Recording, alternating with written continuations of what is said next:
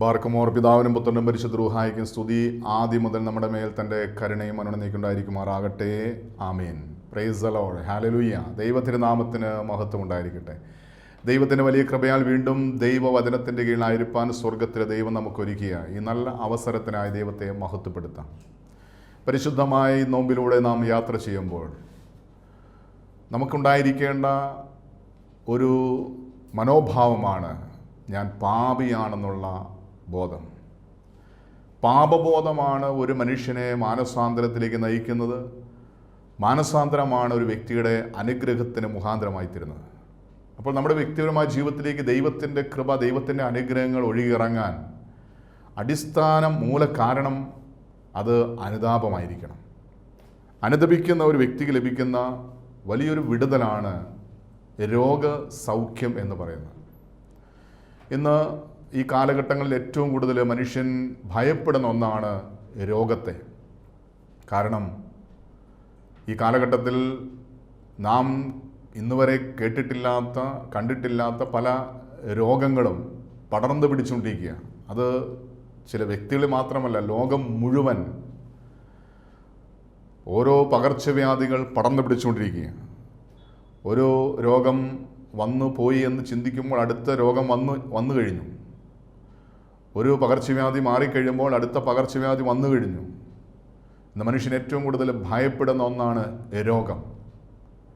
എന്നാൽ ഈ രോഗബന്ധനങ്ങളിൽ നിന്ന്, രോഗകാരണങ്ങളിൽ നിന്ന് ഒരു വ്യക്തിക്ക് വിടുതൽ ലഭിക്കുവാൻ ആ വ്യക്തിക്ക് ദൈവം നൽകുന്ന ഒരു അനുഗ്രഹമാണ് അനുതാപം എന്ന് പറയുന്നത്. അനുതപിക്കുന്ന ഒരു വ്യക്തിക്ക്, ഞാൻ പാപിയാണെന്ന് സമ്മതിക്കുന്ന ഒരു വ്യക്തിക്ക്, പാപങ്ങൾ പശ്ചാത്തലത്തോടെ ഏറ്റുപറയുന്ന വ്യക്തിക്ക് പാപമോചനമുണ്ട്. ആ പാപമോചനത്തിലൂടെ രോഗസൗഖ്യമുണ്ടെന്ന് ദൈവത്തിൻ്റെ വചനം വ്യക്തമായി പഠിപ്പിക്കുകയാണ്. സങ്കീർത്തനങ്ങളുടെ പുസ്തകം 103 സങ്കീർത്തനം അതിൻ്റെ 3 വാക്യത്തിൽ കർത്താവിന്റെ വചനം പറയുന്നു, അവൻ നിന്റെ അകൃത്യമൊക്കെയും മോചിക്കുന്നു, നിന്റെ സകല രോഗങ്ങളെയും സൗഖ്യമാക്കുന്നു. ഒരു മനുഷ്യന് പാപമോചനത്തിലൂടെ രോഗസൗഖ്യം നൽകുന്ന ദൈവത്തെക്കുറിച്ചാണ് കർത്താവിന്റെ വചനം പഠിപ്പിക്കുന്നത്. രോഗസൗഖ്യം ലഭിക്കാൻ പല മാർഗങ്ങളുണ്ട്. നമുക്കറിയാം, മരുന്ന് കഴിച്ചാൽ രോഗം മാറും, ചികിത്സിച്ചാൽ രോഗം മാറും. എന്നാൽ ചില രോഗങ്ങൾ മരുന്ന് കഴിച്ചാൽ മാറണമെന്നില്ല, പ്രാർത്ഥിച്ചാൽ രോഗം മാറണമെന്നില്ല. രോഗം മാറാൻ വേണ്ടി പല പ്രവൃത്തികൾ ചെയ്യുന്നവരാണ് നമ്മൾ. നേർച്ചകൾ നേരുന്നു, ദൈവസന്നിധിയിൽ പ്രാർത്ഥിക്കുന്നു, പല വ്യക്തികളുടെ അരികിൽ പോയി പ്രാർത്ഥിക്കുന്നു, പല മരുന്നുകൾ മാറി മാറി കഴിക്കുന്നു, പല ഡോക്ടർമാരെ മാറി മാറി കാണുന്നു. എന്നിട്ടൊന്നും രോഗസൗഖ്യം ലഭിക്കുന്നില്ലെങ്കിൽ നാം തിരിച്ചറിയണം, ഒരു മനുഷ്യൻ്റെ ജീവിതത്തിലേക്ക് രോഗം വരാൻ ഒരു കാരണം പാപമാണെന്ന് ദൈവത്തിൻ്റെ വചനം വ്യക്തമായി വെളിപ്പെടുന്നുണ്ട്. പാപം മൂലമുള്ള രോഗം മാറാൻ ഒരു മരുന്ന് കഴിച്ചതുകൊണ്ടോ, ചികിത്സിച്ചതുകൊണ്ടോ, പ്രാർത്ഥിച്ചതുകൊണ്ടോ, ഏതെങ്കിലും വ്യക്തികൾ പ്രാർത്ഥിച്ചതുകൊണ്ടോ രോഗം മാറണമെന്നില്ല. എന്നാൽ പാപം മൂലമുള്ള രോഗം മാറാനുള്ള മുഖാന്തരം പാപമോചനമാണ്. കർത്താവിൻ്റെ മുന്നിൽ, യേശുവിൻ്റെ മുന്നിൽ ചെന്ന സകല വ്യക്തികൾക്കും യേശു ആദ്യം പാപമോചനമാണ് നൽകിയത്. പാപമോചനത്തിലൂടെയാണ് രോഗസൗഖ്യം ദൈവത്തിൻ്റെ വചനം ദൈവം പ്രഖ്യാപിച്ചിരിക്കുന്നത്. യോശുവ പുസ്തകം 3 അധ്യായം 5 വാക്യത്തിൽ കർത്താവിൻ്റെ വചനം ഇങ്ങനെ പറയുന്നുണ്ട്, പിന്നെ യോശുവ ജനത്തോട്, നിങ്ങളെ തന്നെ ശുദ്ധീകരിപ്പിൻ, നാളെ നിങ്ങളിടയിൽ യഹോവയായ ദൈവം അതിശയം പ്രവർത്തിക്കും, അത്ഭുതം പ്രവർത്തിക്കും. അപ്പം ഇന്നും നിങ്ങളെ തന്നെ നിങ്ങൾ ശുദ്ധീകരിച്ചാൽ നാളെ അത്ഭുതമാണ്, നാളെ അത്ഭുത രോഗസൗഖ്യമാണ്. അപ്പോൾ ഒരു മനുഷ്യൻ്റെ ജീവിതത്തിൽ അവൻ്റെ പാപങ്ങളിൽ ഇരിക്കുന്നിടത്തോളം കാലം ദൈവത്തിന് ഒരത്ഭുതവും ഒരടയാളവും പ്രവർത്തിക്കാൻ സാധ്യമല്ല. എന്നാൽ അവൻ പാപിയാണെന്ന് സമ്മതിച്ച് അവൻ തന്നെ ശുദ്ധീകരിക്കുമ്പോൾ, പാപമോചനം പ്രാപിക്കുമ്പോൾ അവിടെ ദൈവം അത്ഭുതം പ്രവർത്തിക്കുക. ഒരു മനുഷ്യൻ്റെ ജീവിതത്തിലേക്ക് പാപം കടന്നു വരുമ്പോൾ അത് ആത്മാവിൻ്റെ രോഗമായി മാറുകയാണ്. അതായത് നമ്മുടെ ശരീരത്തിലൊരു മുറിവുണ്ടാകുമ്പോൾ ഈ മുറിവ് ഒരു രോഗമായി മാറുകയാണ്. ഒരു മുറിവുണ്ടായത് കഴുകി കെട്ടാതിരുന്നാൽ അത് വ്രണമാകുന്നു, അതൊരു രോഗമായി മാറുകയാണ്. അതായത് ശരീരത്തിൻ്റെ കോശങ്ങൾ നിർജ്ജീവമാകുമ്പോൾ, കോശങ്ങളുടെ ജീവൻ നഷ്ടപ്പെടുമ്പോൾ അത് രോഗമായി മാറുന്നു. ഇതുപോലെ തന്നെ മനസ്സിന് രോഗമുണ്ട്. മനസ്സിൻ്റെ രോഗമാണ് മനസ്സിൻ്റെ മുറിവെന്ന് പറയുന്നത്. മനസ്സിനുണ്ടാകുന്ന മുറിവ് മനസ്സിൻ്റെ രോഗമാണ്. ഇതുപോലെ തന്നെ ആത്മാവിൻ്റെ രോഗമാണ് മനുഷ്യൻ ചെയ്യുന്ന പാപങ്ങൾ. അതുകൊണ്ടാണ് യാക്കോബിൻ ലേഖനം 5-ാം അധ്യായം 14 മുതലുള്ള വാക്യങ്ങൾ കർത്താവിൻ്റെ വചനം ഇങ്ങനെ പറയുന്നുണ്ട്: നിങ്ങളിൽ രോഗികളായി കിടക്കുന്നവർ സഭയിലെ അഭിഷിക്തന്മാരെ, കശീശന്മാരെ വിളിക്കട്ടെ. അവർ കർത്താവിൻ്റെ നാമത്തിൽ അവനെ എണ്ണ പൂശി, തൈലം പൂശി പ്രാർത്ഥിക്കട്ടെ. വീണ്ടും വചനം പറയാണ്, വിശ്വാസത്തോടു കൂടിയ പ്രാർത്ഥന രോഗിക്ക് സൗഖ്യം നൽകും. അത് ശാരീരികമായ സൗഖ്യമാണ്. വീണ്ടും വചനം പറയാണ്, കർത്താവ് അവനെ എഴുന്നേൽപ്പിക്കും. അത് മനസ്സിൻ്റെ സൗഖ്യമാണ്. വീണ്ടും വചനം പറയാണ്, അവൻ പാപങ്ങൾ ചെയ്തിട്ടുണ്ടെങ്കിൽ അവനോട് ക്ഷമിക്കും. പാപക്ഷമ എന്ന് പറയുന്നത് ആത്മാവിൻ്റെ സൗഖ്യമാണ്. അപ്പോൾ ആത്മാവിൻ്റെ രോഗമാണ് പാപമെന്ന് പറയുന്നത്. ഒരു മനുഷ്യൻ പാപം ചെയ്യുമ്പോൾ അവൻ്റെ ആത്മാവ് മൃതമാകുകയാണ്, ആത്മാവിന് രോഗം ബാധിക്കുകയാണ്. ഈ ആത്മാവിൻ്റെ രോഗം മനസ്സിനെയും ശരീരത്തെയും ബാധിക്കാം. ഒരു മനുഷ്യൻ പാപം ചെയ്യുമ്പോൾ അവൻ്റെ ആത്മാവ് മൃതമാകുന്നു. ആത്മാവിനുണ്ടാകുന്ന രോഗം മനസ്സിനെയും ശരീരത്തെയും ബാധിക്കാം. അതിന് ഏറ്റവും നല്ലൊരു ഉദാഹരണമാണ് കർത്താവിൻ്റെ വചനം പരിശോധിക്കുമ്പോൾ വിശുദ്ധ ലൂക്കോസ് രക്ഷാസുവിശേഷം 5-ാം അധ്യായം അതിന് 24 മുതൽ വാക്യങ്ങൾ പരിശോധിക്കുമ്പോൾ അവിടെ വചനം ഇങ്ങനെ പറയുന്നുണ്ട്: എങ്കിലും ഭൂമിയിൽ പാപങ്ങളെ മോചിക്കുവാൻ മനുഷ്യപുത്രന് അധികാരമുണ്ട് എന്ന് നിങ്ങൾ അറിയേണ്ടതിന് അവൻ പക്ഷപാതക്കാരനോട് എഴുന്നേറ്റ് കിടക്കെടുത്ത് വീട്ടിലേക്ക് പോകാം എന്ന് ഞാൻ നിന്നോട് പറയുന്നു എന്ന് പറഞ്ഞു. അടുത്ത വാക്യത്തിൽ പറയുകയാണ്, ഉടനെ അവൻ കാണുകെ അവൻ എഴുന്നേറ്റ് താൻ കിടന്ന കിടക്കെടുത്ത് ദൈവത്തെ മഹത്വീകരിച്ചുകൊണ്ട് വീട്ടിലേക്ക് പോയി. ഈ സംഭവം നമുക്ക് എല്ലാവർക്കും അറിയാവുന്ന. 4 ആൾ കൂടി ഒരു തളവാത രോഗിയെ യേശുവിൻ്റെ അരികിൽ കൊണ്ടുവരികയാണ്. യേശു ഇരിക്കുന്ന ഭവനത്തിൽ കയറാൻ കഴിയാവുന്നപ്പോൾ യേശു ഇരിക്കുന്ന ഭവനത്തിന് മേൽക്കൂര പൊളിച്ച് ഈ തളവാത രോഗിയെ കട്ടിലോടുകൂടി യേശുവിൻ്റെ മുന്നിലേക്ക് ഇറക്കി വയ്ക്കുക. അവനെ സൂക്ഷിച്ച് നോക്കിയിട്ട് യേശു പറയുകയാണ്, മകനെ, ഞാൻ നിൻ്റെ പാപങ്ങൾ മോചിച്ച് തന്നിരിക്കുന്നു. ആ നിമിഷം തന്നെ അവന് പാപമോചനവും രോഗസൗഖ്യവും ലഭിച്ചു. ഈ തളർന്നു കിടന്ന മനുഷ്യൻ്റെ ശരീരം തളർന്നു കിടക്കുന്നു, അവൻ്റെ മനസ്സ് തളർന്നു കിടക്കുന്നു, അവൻ്റെ ആത്മാവ് പാപത്തിൻ്റെ ബന്ധനത്തിലായി കിടക്കുന്നു. അതായത് ശരീരവും മനസ്സും ആത്മാവും മൃതമായ അവസ്ഥയിൽ, അല്ലെങ്കിൽ രോഗം ബാധിച്ച അവസ്ഥയിൽ അനേക വർഷങ്ങളായി തളർന്നു കിടക്കുന്ന ഒരു മനുഷ്യൻ. ഈ മനുഷ്യൻ്റെ ശരീരവും മനസ്സും ആത്മാവും രോഗം ബാധിച്ചിരിക്കുക. അതിൽ യേശു പറഞ്ഞു, മകനെ, ഞാൻ നിൻ്റെ പാപങ്ങൾ മോചിച്ച് തന്നിരിക്കുന്നു എന്ന് പറഞ്ഞ നിമിഷം എൻ്റെ ആത്മാവിന് സൗഖ്യം ലഭിച്ചു, അവൻ്റെ മനസ്സിന് സൗഖ്യം ലഭിച്ചു, ശരീരത്തിന് സൗഖ്യം ലഭിച്ചു. തളർന്നിരുന്ന മനുഷ്യൻ വചനം പറയുകയാണ്, അവരെല്ലാവരും കാണുകെ അവൻ എഴുന്നേറ്റ് താൻ കിടന്ന കിടക്കെടുത്ത് ദൈവത്തെ മഹത്വീകരിച്ചുകൊണ്ട് വീട്ടിലേക്ക് പോയി. വർഷങ്ങളായി ശാരീരികമായി, മാനസികമായി, ആത്മീയമായി രോഗം ബാധിച്ച് ഈ മനുഷ്യന് സൗഖ്യം കിട്ടിയത് അവൻ്റെ പാപമോചനത്തിലൂടെയാണ്. അങ്ങനെയാണെങ്കിൽ ആ മനുഷ്യൻ രോഗത്തിൻ്റെ കാരണം അവൻ്റെ പാപമായിരുന്നു. അപ്പോൾ പാപം മൂലമുള്ള രോഗം മാറാൻ ഒരു മനുഷ്യന് അത്യന്താപേക്ഷിതമായിട്ടുള്ളത് അനുതാപഹൃദയമാണ്. ഞാൻ പാപിയാണെന്നുള്ള ആ ബോധം എപ്പോൾ ഒരു വ്യക്തിക്കുണ്ടാകുന്നോ ആ നിമിഷം പാപമോചനവും അതിലൂടെ രോഗസൗഖ്യം ലഭിക്കുകയാണ്. അങ്ങനെയാണ് അനേക നാളുകളായി പ്രാർത്ഥിച്ചിട്ട് ഉത്തരം കിട്ടാത്ത എന്തെങ്കിലും രോഗങ്ങളുണ്ടെങ്കിൽ ആ രോഗങ്ങൾക്ക് സൗഖ്യം നൽകാൻ യേശുവിന് മാത്രമേ സാധിക്കൂ.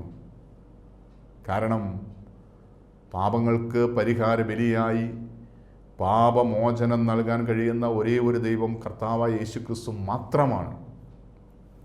അതിന് പറയുന്നു യെശയ്യാപ്രവാചകന്റെ പുസ്തകം 53-ാം അധ്യായം അതിൻ്റെ 4-ാമത്തെ വാക്യം, സാക്ഷാൽ നമ്മുടെ രോഗങ്ങളെ അവൻ വഹിച്ചു, നമ്മുടെ വേദനകളെ അവൻ ചുമന്നു, നാമോ ദൈവം അവനെ ശിക്ഷിച്ചും അടിച്ചും ദണ്ഡിപ്പിച്ചും ഇരിക്കുന്നെന്ന് വിചാരിച്ചു. എന്നാൽ അവൻ നമ്മുടെ അതിക്രമ നിമിത്തം മുറിവേറ്റു, അവൻ നമ്മുടെ അകൃത്യങ്ങൾ നിമിത്തം തകർന്നു വരുന്നു. നമ്മുടെ സമാധാനത്തിൻ്റെ ശിക്ഷ അവൻ്റെ മേലായി, അവൻ്റെ മുറിവിനാൽ, അവൻ്റെ അടിപ്പിണരാൽ നമുക്ക് സൗഖ്യം വന്നിരിക്കുന്നു. കർത്താവായ യേശുക്രിസ്തു മുറിക്കപ്പെട്ടത് എന്തിനു വേണ്ടിയാണെന്ന് കർത്താവിൻ്റെ വചനം വ്യക്തമായി വെളിപ്പെടുത്തുകയാണ്. അവൻ കൊല്ലുവാൻ കൊണ്ടുവന്ന ആടിനെ പോലെ, രോമം കത്തിരിക്കുന്ന മുമ്പിൽ മിണ്ടാൻ നിൽക്കുന്ന ആടിനെ പോലെ അവൻ മൗനമായി നിന്നുകൊടുത്തു. എന്തിനാണ് യേശു മുറിക്കപ്പെടുവാൻ, രക്തത്തിൽ കുളിച്ച് വേദനയോടെ പിടഞ്ഞ് മരിക്കുവാൻ ഏൽപ്പിച്ചു കൊടുത്തത്? യേശുവിനറിയാം, ഈ ലോകത്തിൽ മനുഷ്യൻ്റെ പാപത്തിന് പരിഹാരം രക്തം ചിന്തണം. രക്തം ചൊരിഞ്ഞിട്ടല്ലാതെ പാപത്തിന് മോചനമില്ലെന്ന് പഴയ നിയമത്തിൽ യഹോവയായ ദൈവം മോശ മുഖാന്തരം ദൈവജനത്തിന് കൽപ്പന നൽകിയിട്ടുണ്ട്. ഒരു മനുഷ്യൻ പാപം ചെയ്താൽ അവൻ്റെ പാപത്തിന് പരിഹാരമായിട്ട് രക്തം ചിന്തണം. രക്തം ചൊരിഞ്ഞിട്ടല്ലാതെ പാപത്തിന് മോചനമില്ല. പഴയ നിയമത്തിൽ പാപപരിഹാര ബലിയായ ഊനമില്ലാത്ത യാഗമൃഗത്തെ ബലിയർപ്പിച്ച് ആ രക്തം ബലിപീഠത്തിൽ തളിക്കുമ്പോഴായിരുന്നു പാപമോചനം. എന്നാൽ കർത്താവായ യേശു ക്രിസ്തു സകല മനുഷ്യൻ്റെയും പാപത്തിന് പരിഹാരമായി അവൻ മുറിക്കപ്പെട്ടു. അതിനും പറയുകയാണ്, നമ്മുടെ വേദനകളെ, നമ്മുടെ രോഗങ്ങളെ അവൻ വഹിച്ചു. നമ്മുടെ എല്ലാ അകൃത്യങ്ങളും നിമിത്തം അവൻ മുറിവേറ്റു. നമ്മുടെ അകൃത്യങ്ങൾ നിമിത്തം അവൻ തകർന്നു വരുന്നു. നമ്മുടെ സമാധാന ശിക്ഷ അവൻ്റെ മേലായി. അതായത് നമുക്ക് സൗഖ്യം നൽകാൻ, നമുക്ക് സമാധാനം നൽകുവാൻ, നമുക്ക് നിത്യസന്തോഷം നൽകുവാൻ നമുക്ക് വേണ്ടി അവൻ മുറിക്കപ്പെട്ടു. നമ്മുടെ വേദനകൾ അവൻ്റെ ശരീരത്തിൽ ചുമന്നു. നമ്മുടെ മുറിവുകൾ അവൻ ശരീരത്തിൽ വഹിച്ചു. അതായത് ആത്മാവിൻ്റെ രോഗമാണ് പാപമെങ്കിൽ ആത്മാവിന് സൗഖ്യം നൽകാൻ, മനസ്സിൻ്റെ മുറിവാണ് മനസ്സിൻ്റെ രോഗമെങ്കിൽ മനസ്സിന് സൗഖ്യം നൽകാൻ, ശരീരത്തിൻ്റെ രോഗങ്ങൾക്ക്, ശരീരത്തിൻ്റെ ജീവൻ നഷ്ടപ്പെടുന്ന അവസ്ഥയാണ് ശരീരത്തിൻ്റെ രോഗമെന്ന് പറയുന്നത്. ഈ രോഗത്തിന് സൗഖ്യം നൽകാൻ യേശു ശരീരത്തിൽ മുറിക്കപ്പെട്ടു. യേശുവിൻ്റെ മുറിവിനാൽ, അവൻ്റെ അടിപ്പിണരാൽ നമുക്ക് പാപമോചനവും പാപമോചനത്തിലൂടെ രോഗസൗഖ്യവും കർത്താവായ യേശു ക്രിസ്തു പ്രഖ്യാപിക്കുക. അങ്ങനെയാണെങ്കിൽ നാം തിരിച്ചറിയണം, ഇത്രയും നാളും നാം ചുമന്ന വേദനകൾ, രോഗങ്ങൾ, നാം അനുഭവിച്ച തകർച്ചകൾ, നാം അനുഭവിച്ച ഒറ്റപ്പെടൽ, കഴിഞ്ഞ നാളിൽ നാം അനുഭവിച്ച മാനസികമായ ശാരീരികമായ എല്ലാ വേദനകളും നമ്മുടെ പാപത്തിൻ്റെ അനന്തര ഫലമായിട്ടുള്ളതാണെങ്കിൽ ആ പാപം കർത്താവിൻ്റെ മുറിവിലേക്ക്, യേശുവിൻ്റെ മുറിവിലേക്ക് സമർപ്പിക്കുമ്പോൾ, കർത്താവേ ഞാൻ പാപം ചെയ്തു പോയി, ഞാൻ ചെയ്ത പാപമാണ് എൻ്റെ രോഗത്തിൻ്റെ മൂലകാരണമെങ്കിൽ നിൻ്റെ മുറിവിലേക്ക് സമർപ്പിക്കുക. ഒരു മനുഷ്യന് രോഗമുണ്ടാവാൻ കാരണം അത് പാപം തന്നെയാണ് എന്ന് ദൈവത്തിൻ്റെ വചനം പറയുന്നില്ല. ഒരു മനുഷ്യന് 3 കാരണങ്ങളുടെ രോഗമുണ്ടാകാം. അതിന് ഏറ്റവും നല്ല ഉദാഹരണമാണ് അന്ധനായൊരു ബാലനെ യേശുവിൻ്റെ മുന്നിൽ കൊണ്ടുവരിക. എന്നിട്ട് ചോദിക്കുകയാണ്, ഗുരു, ഇവൻ അന്ധനായത് ഇവൻ ചെയ്ത പാപമാണോ, ഇവൻ്റെ മാതാപിതാക്കൾ ചെയ്ത പാപമാണോ? ഇത് ചോദിക്കുന്നത് യഹൂദന്മാരാണ്. യഹൂദന്മാർ എന്ത് ചോദിച്ചാലും അത് ന്യായപ്രമാണത്തെ പ്രതിയായിരിക്കും ചോദിക്കുന്നത്. ന്യായപ്രമാണത്തിലുള്ള കാര്യങ്ങളാണ് അവർ ചോദിക്കുന്നത്. ഇവർക്കറിയാം, ന്യായപ്രമാണത്തിൽ വ്യക്തമായിട്ട് പറയുന്നുണ്ട്, പിതാക്കന്മാരുടെ അകൃത്യം 3-4 തലമുറ വരെ മക്കളുടെ മേൽ സന്ദർശിക്കും. അതുകൊണ്ട് അവർ ചോദിക്കുകയാണ്, ഇവൻ അന്ധനായത് ഇവൻ്റെ മാതാപിതാക്കൾ മൂലമാണോ? വീണ്ടും ന്യായപ്രമാണം പറയുന്നുണ്ട്, അവനവൻ ചെയ്ത പ്രവൃത്തിയുടെ അനന്തരഫലം അവനവൻ തന്നെ അനുഭവിക്കും. അങ്ങനെയാണെങ്കിൽ ഇവൻ്റെ പ്രവൃത്തി മൂലമാണോ ഇവൻ അന്ധനായത്? ചോദിക്കുകയാണ്, ഗുരു, ഇവൻ അന്ധനായത് ഇവൻ കാരണമാണോ ഇവൻ്റെ മാതാപിതാക്കൾ കാരണമാണോ? യേശുവിനെ സൂക്ഷിച്ച് നോക്കിയിട്ട് പറയുകയാണ്, ഇവൻ കാരണമല്ല, ഇവൻ്റെ മാതാപിതാക്കൾ കാരണമല്ല, ഇവനിൽ ദൈവത്തിൻ്റെ മഹത്വം വെളിപ്പെടേണ്ടതിന് ഇങ്ങനെ സംഭവിച്ചു. അപ്പോൾ ഒരു മനുഷ്യന് രോഗമുണ്ടാവാൻ കാരണം, ഒരു കാരണം ദൈവത്തിൻ്റെ മഹത്വം, ദൈവത്തിൻ്റെ പ്രവൃത്തി ആ വ്യക്തിയിൽ വെളിപ്പെടേണ്ടതിന് ഒരു മനുഷ്യന് രോഗമുണ്ടാകാം. ദൈവത്തിൻ്റെ പ്രവൃത്തി വെളിപ്പെടുവാൻ, ദൈവത്തിൻ്റെ ശക്തി വെളിപ്പെടുവാൻ, ദൈവത്തിൻ്റെ മഹത്വം അനേകം വ്യക്തികൾ കണ്ട് തിരിച്ചറിയാൻ ദൈവം അനുവദിക്കുന്ന ചില രോഗങ്ങളുണ്ടാകാം. എന്നാൽ വചനം പറയുന്നു, അവനവൻ ചെയ്യുന്ന പ്രവൃത്തിയുടെ അനന്തരഫലം രോഗമായിട്ട് കടന്നു വരാം. പിതാക്കന്മാരുടെ പാപം തലമുറയായി പാരമ്പര്യ രോഗങ്ങളായിട്ട് കടന്നു വരാം. അങ്ങനെയാണെങ്കിൽ അവനവൻ ചെയ്ത പാപത്തിൻ്റെ അനന്തരഫലമായ രോഗമാണെങ്കിൽ, പൂർവ്വപിതാക്കന്മാർ വഴി തലമുറയായി ചെയ്തു പോയ പാപങ്ങൾ മൂലമുണ്ടായ പാരമ്പര്യ രോഗങ്ങളാണെങ്കിലും, ഇനി ദൈവം അനുവദിച്ച ഏതെങ്കിലും രോഗമാണെങ്കിലും, ഇതിൽ നിന്നെല്ലാം പരിഹാരം അനുതാപമാണ്, പശ്ചാത്താപമാണ്. കർത്താവേ, ഞാൻ പാപം ചെയ്തു പോയി, ഞാൻ എൻ്റെ ശരീരത്തിനെതിരായി പാപം ചെയ്തു പോയി, ദൈവത്തിൻ്റെ ആലയമായ എൻ്റെ ശരീരം ഞാൻ പാപത്തിന് വിട്ടുകൊടുത്തു, പാപം ചെയ്യാൻ ഞാൻ ഏൽപ്പിച്ചു കൊടുത്തു, അറിഞ്ഞോ അറിയാതെയോ. ദൈവമേ, ദൈവത്തിൻ്റെ ആലയമായ എൻ്റെ ശരീരത്തെ ഞാൻ പാപത്തിന് വിട്ടുകൊടുത്തിട്ടുണ്ടെങ്കിൽ ഞാൻ മാപ്പ് ചോദിക്കുന്നു. എന്നോട് കരുണയായിരിക്കണമേ, എന്നോട് മനസ്സലിയണമേ. അവിടുത്തെ മുറിവിനാൽ, അവിടുത്തെ അടിപ്പിണരാൽ എനിക്ക് പാപമോചനവും രോഗസൗഖ്യം നൽകണമേ എന്ന് ആര് ദൈവസ്ഥാനെ അനുദപിച്ച് പറയുന്നു, ആ വ്യക്തിക്ക് അത്ഭുത സൗഖ്യമാണ്. എൻ്റെ കഴിഞ്ഞകാല ജീവിതത്തിൽ അനേകം വ്യക്തികൾക്ക് കർത്താവ് അത്ഭുത സൗഖ്യം നൽകുന്നത് ഞാൻ കണ്ടിട്ടുണ്ട്. ആരെല്ലാം ദൈവസന്നിധിയിൽ കണ്ണുനീരോടെ, പശ്ചാത്താപത്തോടെ, അനുതാപത്തോടെ പാപങ്ങൾ ഏറ്റുപറഞ്ഞ് പാപക്ഷമ സ്വീകരിക്കുന്നു, ആ വ്യക്തിയുടെ ജീവിതത്തിലേക്ക് ദൈവത്തിൻ്റെ കരുണയും ദൈവത്തിൻ്റെ കൃപയും സൗഖ്യമായി ഒഴുകിയിറങ്ങുന്നത് കണ്ടിട്ടുണ്ട്. അനേകം ശാരീരികമായ രോഗങ്ങൾ, അനേകം മാനസികമായ രോഗങ്ങൾ കർത്താവ് അത്ഭുത സൗഖ്യം നൽകുന്നത് കണ്ണുകൊണ്ട് കണ്ടിട്ടുണ്ട്.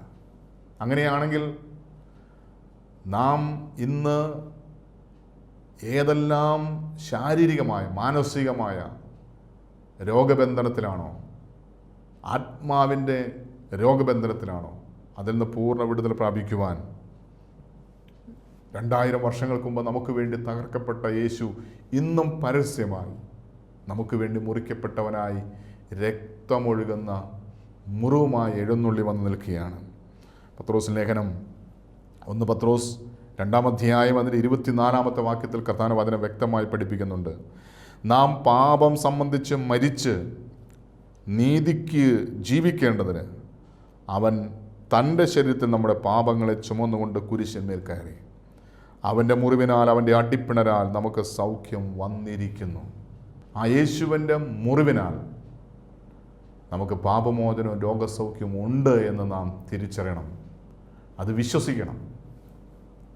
ഈ കാലഘട്ടത്തിൽ അനേകം പേര് രോഗത്തിൻ്റെ അടിമനുഖത്തിൽ മരണം വഴി ലോകത്ത് മാറ്റപ്പെട്ടു. അനേകം പേര് നിത്യരോഗികളായി രോഗക്കിടക്കിൽ കിടക്കുക, സാമ്പത്തികമായി തകർന്ന്, മാനസികമായി തകർന്ന് ആത്മഹത്യയുടെ വക്കിൽ നിൽക്കുന്ന അനേകം വ്യക്തികൾ. ഈ കാലഘട്ടത്തിൽ നാം പ്രാർത്ഥിക്കണം, നാം അനുദപിക്കണം. കർത്താവേ, ഞാനും എൻ്റെ ദേശത്തുള്ള, ലോകം മുഴുവനുള്ള എല്ലാവരിലേക്കും അവിടുത്തെ ആത്മാവിനെ പകരണമേ. പാപബോധവും പശ്ചാത്താപവും ലോകം മുഴുവൻ നൽകണമേ. ദൈവത്തിൻ്റെ കൃപ അതിശക്തമായി എല്ലാവരിലേക്കും ഒഴുകിയിറങ്ങുവാൻ, അത്ഭുത രോഗസൗഖ്യം ലഭിക്കുവാൻ പരിശുദ്ധാത്മാവെ സഹായിക്കണമേ എന്ന് നാം പ്രാർത്ഥിക്കണം. കഴിഞ്ഞ നാളിൽ കൃപയുടെ യുഗമായിരുന്നു. അർഹതയില്ലാത്ത രോഗസൗഖ്യങ്ങളും അനുഗ്രഹങ്ങളും ദൈവം നമ്മിലേക്ക് പകർന്നൊഴുകി. എന്നാൽ ഈ കാലഘട്ടം നാം ദൈവസന്നിധിയിൽ ഇടിവിൽ നിന്ന് അനുദപിച്ച് പശ്ചാത്താപത്തോടെ നിലവിളിച്ച് വില കൊടുത്ത് വാങ്ങേണ്ട ഒന്നാണ് ദൈവത്തിൻ്റെ അനുഗ്രഹം എന്ന് പറയുന്നത്. അതുകൊണ്ട് ലോകം മുഴുവനും രോഗത്തിൻ്റെ പിടിയിലായിരിക്കുന്ന എല്ലാവർക്കും വേണ്ടി നാം അനുദപിച്ച് പ്രാർത്ഥിക്കുക, അവരുടെ പാപത്തിന് മാപ്പ് ചോദിച്ച് പ്രാർത്ഥിക്കുക. പലപ്പോഴും അനുദപിക്കാൻ കഴിയാത്ത ചില വ്യക്തികൾ പ്രാർത്ഥിക്കാൻ വരുമ്പോൾ, കഠിന ഹൃദയത്തോടെ ചിലർ പ്രാർത്ഥിക്കാൻ വരുമ്പോൾ, പലപ്പോഴും ദൈവസന്നിധിയിൽ കർത്താവേ, ഈ മനുഷ്യൻ ചെയ്തു പോയ പാപങ്ങൾക്ക് ഞാൻ മാപ്പ് ചോദിക്കുകയാണ്, കർത്താവേ ഈ മനുഷ്യനോട് കരുണയായിരിക്കണമേ എന്ന് പ്രാർത്ഥിക്കുമ്പോൾ ദൈവം അവരുടെ ഹൃദയത്തെ, കഠിനമായ ഹൃദയത്തെ മെഴുകുപോലെ ഉരുക്കുന്നത്, അനുതാപമുള്ള ഹൃദയങ്ങളാക്കി മാറ്റുന്നത് ഞാൻ എൻ്റെ കണ്ണുകൊണ്ട് കണ്ടിട്ടുണ്ട്. പാപത്തെക്കുറിച്ചോ നീതിയെക്കുറിച്ചോ ബോധം ലഭിക്കാതെ നിത്യനാശത്തിലേക്ക് പോയിക്കൊണ്ടിരിക്കുന്ന അനേകം വ്യക്തികൾ ഈ കാലഘട്ടത്തിൽ, അനേകം കുഞ്ഞുമക്കൾ മുതൽ യുവജനങ്ങൾ മുതൽ അനേകം പേര് പാപത്തിൻ്റെ മോഹങ്ങളിലേക്ക് പോയിക്കൊണ്ടിരിക്കുകയാണ്. നമുക്ക് പ്രാർത്ഥിക്കാം, ലോകം മുഴുവനും വേണ്ടി പ്രാർത്ഥിക്കാം. ലോകം മുഴുവനും പാപത്തിൻ്റെ അടിമൊന്നുക്കത്തിൽ കിടക്കുന്ന എല്ലാവർക്കും വേണ്ടി വില കൊടുത്ത് നമുക്ക് പ്രാർത്ഥിക്കാം, അനുദപിച്ച് പ്രാർത്ഥിക്കാം. കർത്താവെ കരുണയായിരിക്കണമേ എന്ന് പ്രാർത്ഥിക്കാം.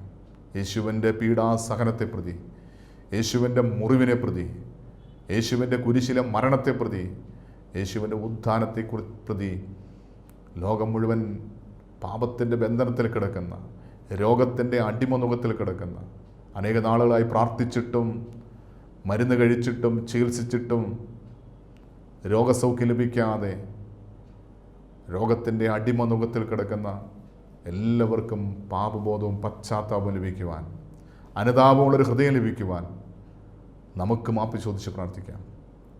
കഠിന ഹൃദയരായി കിടക്കുന്ന എല്ലാ മക്കൾക്കും വേണ്ടി അവർ ചെയ്തു പോയ പാപങ്ങൾക്ക് നമുക്ക് മാപ്പ് ചോദിക്കാം. കർത്താവേ, കരുണയായിരിക്കണമേ എന്ന് നമുക്ക് പ്രാർത്ഥിക്കാം. കണ്ണുകളടയ്ക്കാം. ബാർക്കുമോർ, ഞങ്ങൾ അത്യധികമായി സ്നേഹിക്കുന്ന ഞങ്ങളുടെ സ്വർഗീയ പിതാവാൻ നല്ല ദൈവമേ, ഈ അനുഗ്രഹിക്കപ്പെട്ട സന്ദേശത്തിനായി നന്ദി പറയുന്നു. ഈ പരിശുദ്ധമായ നോമ്പിൽ അനുതാപ ഹൃദയമുള്ളവരായി പാപിയാണെന്ന് സമ്മതിച്ച് ഏറ്റുപറഞ്ഞ് പാപക്ഷമ സ്വീകരിക്കുവാൻ, അത് മുഖാന്തരം രോഗസൗഖ്യം പ്രാപിക്കുവാൻ കർത്താവെ ഞങ്ങൾക്ക് കൃപ നൽകണമെന്ന് പ്രാർത്ഥിക്കുന്നു. അവിടുന്ന് പാപമോചനവും രോഗസൗഖ്യവും നൽകുന്ന ദൈവമാണെന്ന് ഞങ്ങൾ വിശ്വസിച്ച് ഏറ്റുപറയുന്നു. കർത്താവെ, പാപം ചെയ്തതിലൂടെ രോഗികളായി മാറിയ അനേകം വ്യക്തികൾ ഞങ്ങൾക്ക് ചുറ്റുമുണ്ട്. ഈ സ്വരം കേൾക്കുന്ന, ഈ വചനം കേൾക്കുന്ന ആരെങ്കിലും പാപത്തിലൂടെ മാനസികമായി ശാരീരികമായി രോഗത്തിൻ്റെ ബന്ധനത്തിലായി കിടക്കുന്ന ഏതെങ്കിലും വ്യക്തി ഉണ്ടെങ്കിൽ അവർക്ക് വേണ്ടി ഞങ്ങൾ മാപ്പ് ചോദിച്ച് പ്രാർത്ഥിക്കുകയാണ്. അവർ ചെയ്തു പോയ പാപത്തിന് ഞങ്ങൾ മാപ്പ് ചോദിക്കുന്നു. കർത്താവേ, അവരോട് കരുണയായിരിക്കണമേ. അവർക്ക് പാപമോചനം നൽകണമേ. പാപമോചനത്തിലൂടെ രോഗസൗഖ്യം നൽകണമേ. മനസ്സിനും ശരീരത്തിനും ആത്മാവിനും മോചനം നൽകണമേ.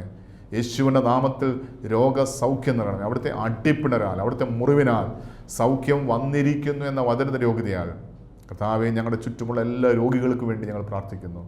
എല്ലാ രോഗികളെയും യേശുവിൻ്റെ നാമത്തിൽ യേശുവിൻ്റെ മുറിവിലേക്ക് സമർപ്പിക്കുകയാണ്. പാരമ്പര്യമായി കടന്നു വന്ന രോഗങ്ങൾ, ശാരീരികമായി വന്നുപോയ രോഗങ്ങൾ, മാനസികമായി വന്നുപോയ രോഗങ്ങൾ കർത്താവിൻ നിൻ്റെ മുറിവിലേക്ക് സമർപ്പിക്കുകയാണ്. അവിടുത്തെ ആ മുറിവിനാൽ, അവിടുത്തെ അടിപ്പിണരാൽ സൗഖ്യം വന്നിരിക്കുന്നു എന്ന വചനത്തിൻ്റെ യോഗ്യതയാൽ എല്ലാ രോഗികൾക്കും പാപമോചനവും രോഗസൗഖ്യം നൽകി അനുഗ്രഹിക്കണം. പരിശുദ്ധ അമ്മേ, ദൈവമാതാവേ, സകല ശുദ്ധിമാന്മാരെ, ശുദ്ധിമതികളെ, ഞങ്ങളോടൊപ്പം ഞങ്ങൾക്ക് വേണ്ടി മധ്യസ്ഥം വഹിക്കണമേ. പിതാവ്, എല്ലാ മഹത്വം അങ്ങേക്ക്, എല്ലാ പുകഴ്ചയും എല്ലാ ആരാധനയും അങ്ങേക്ക്, എല്ലാം ഞങ്ങൾക്ക് വേണ്ടി ക്രൂശിൽ മരിച്ച് മരണത്തെ ജയിച്ച് ഉയർത്തെഴുന്നേറ്റ് ഇന്നും ജീവിക്കുന്ന ഞങ്ങളുടെ കർത്താവ്, ഞങ്ങളുടെ ദൈവമായ യേശു ക്രിസ്തുവിൻ്റെ നാമത്തിൽ പരിശുദ്ധാത്മാവ് മുഖാന്തരം ചോദിക്കുന്നു. കൃപയോടെ കേൾക്കണം നല്ല പിതാവേ. ആമേൻ.